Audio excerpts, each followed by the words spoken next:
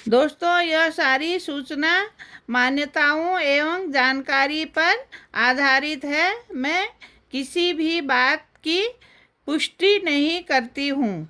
आप अपने संबंधित पुरोहित या जानकार व्यक्तियों से सलाह ले सकते हैं।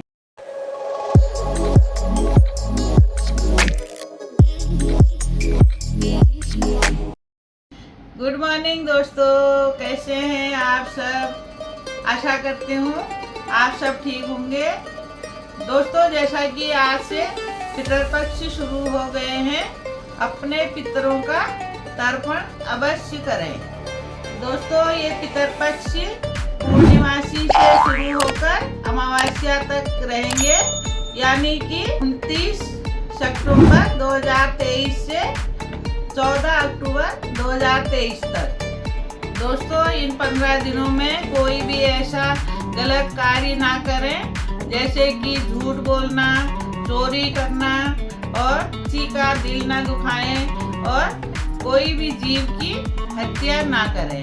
दोस्तों, इन 15 दिनों में शांति पूर्वक अपने पूर्वजों का नाम लेकर गाय, कुत्ता, कौवा, इन सबको खाना खिलाना चाहिए। हो सके तो असहाय गरीब व्यक्ति को भी भोजन कराना चाहिए। दोस्तों, पितृपक्ष में श्राद्ध और तर्पण करने से अपने पूर्वज प्रसन्न होते हैं और अपना आशीर्वाद प्रदान करते हैं। अपने पूर्वजों के आशीर्वाद से अपने दुख दूर होते हैं और आने वाले समय में कई कष्ट रुकावटों से मुक्ति मिलती है। दोस्तों, हिंदू धर्म में पितृपक्षी या श्राद्ध पक्षी को बहुत महत्वपूर्ण बताया गया है, जो कि पूरे 16 दिनों तक चलते हैं। इन दौरान पितरों का श्राद्ध, तर्पण और पिंडदान करने का विधान है। मान्यता है पितृपक्ष में किए गए श्राद्ध कर्म से पितरों की तृप्ति होती है और आप पितृ ऋण से मुक्त होते हैं। पंचांग के अनुसार हर साल भादो पक्ष मास की पूर्णिमा तिथि से लेकर अश्विन मास अमावस्या तक पितृपक्ष होता है। इन 16 दिनों में पूर्वजों के निमित्त श्राद्ध किए जाते हैं।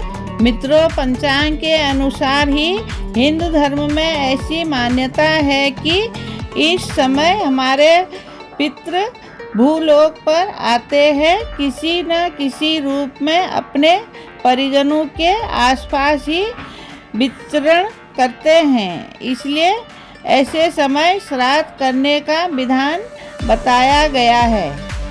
चलिए दोस्तों, मैं आपको बताती हूँ कि किस तिथि को किन पितरों का श्राद्ध करना चाहिए। 29 सितंबर 2023 पूर्णिमा और प्रतिपदा का श्राद्ध है। ऐसे पूर्वज जो पूर्णिमा तिथि के दिन मृत्यु को प्राप्त हुए हैं, उनका श्राद्ध पितृपक्ष के भाद्रपद शुक्ल की पूर्णिमा तिथि को करना चाहिए। 30 सितंबर 2023 पहला श्राद्ध, जिनकी मृत्यु किसी भी महीने के शुक्ल पक्षी या कृष्ण पक्षी की प्रतिपदा तिथि के दिन हुई हो, उनका श्राद्ध पितृपक्ष की इसी तिथि को करना चाहिए। दोस्तों, यहाँ आपको मैं एक बात और बताती हूँ। प्रतिपदा श्राद्ध पर नैनिहाल पक्षी के परिवार में यदि कोई भी श्राद्ध करने वाला नहीं हो या उनके मृत्यु की तिथि ज्ञात न हो, तो आप प्रतिपदा तिथि के दिन उनका श्राद्ध कर सकते हैं।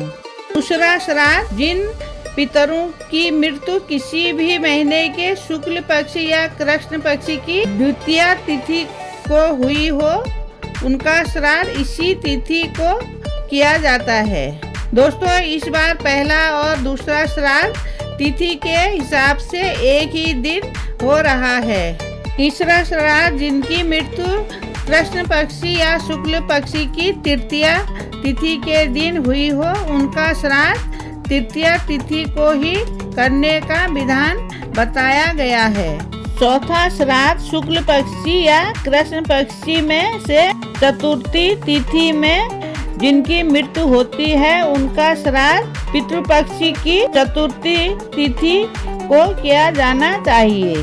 पांचवा श्राद्ध ऐसे पूर्वज जिनकी मृत्यु अविवाहित रूप में होती है उनका श्राद्ध पंचमी तिथि में किया जाना चाहिए। यह दिन कुंवारे पितरों के श्राद्ध के लिए समर्पित है। छठा श्राद्ध किसी भी मास की षष्ठी की तिथि को जिन पितरों की मृत्यु हुई हो उनका श्राद्ध इसी तिथि को किया जाना चाहिए। सातवां श्राद्ध ऐसे पितृ जिनकी मृत्यु शुक्ल पक्षी या कृष्ण पक्षी की षष्ठमी तिथि पर हुई हो उनका श्राद्ध पितृपक्ष की इस तिथि को ही किया जाना चाहिए। आठवां श्राद्ध ऐसे पितृ जिनकी मृत्यु पूर्णिमा तिथि पर हुई हो तो उनका श्राद्ध अष्टमी द्वादशी या पितृमोक्ष अमावस्या पर किया जाना चाहिए। नौवां श्राद्ध माता पिता की मृत्यु तिथि के अनुसार श्राद्ध न करके नौमी तिथि पर उनका श्राद्ध करना चाहिए। ऐसा पंचांग की मान्यता कहती है। नौमी तिथि पर माता का श्राद्ध करने से आप सभी कष्टों से मुक्त होते हैं तथा जिन महिलाओं की मृत्यु की तिथि मालूम ना हो उनका श्राद्ध भी नौमी तिथि को किया जा सकता है। 10वां श्राद्ध 10वीं तिथि को जिन व्यक्तियों की मृत्यु हुई होती है उनका श्राद्ध 10वीं तिथि को ही होना चाहिए। एकादशी श्राद्ध ऐसे पितृ जो संन्यास ले चुके होते हैं उनका श्राद्ध एकादशी को ही करना चाहिए। द्वादशी श्राद्ध जिनके पिता सन्यासी होते हैं उनका श्राद्ध पितृपक्ष की द्वादशी तिथि को करना चाहिए, चाहे फिर वह किसी भी तिथि में मृत्यु को प्राप्त हुए हों। त्रयोदशी श्राद्ध कृष्ण पक्ष की त्रयोदशी को बच्चों का श्राद्ध करना चाहिए।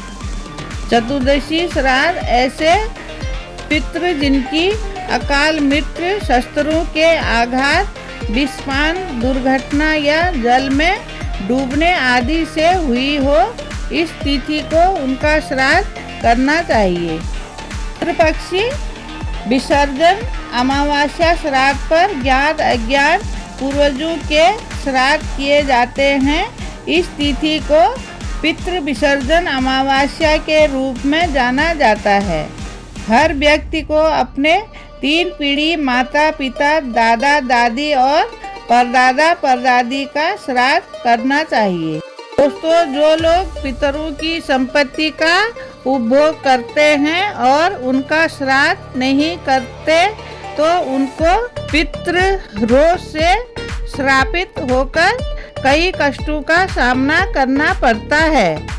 दोस्तों, घर में माता पिता के कई पुत्र होने से जेठ पुत्र को श्राद्ध तर्पण पिंडदान करना चाहिए।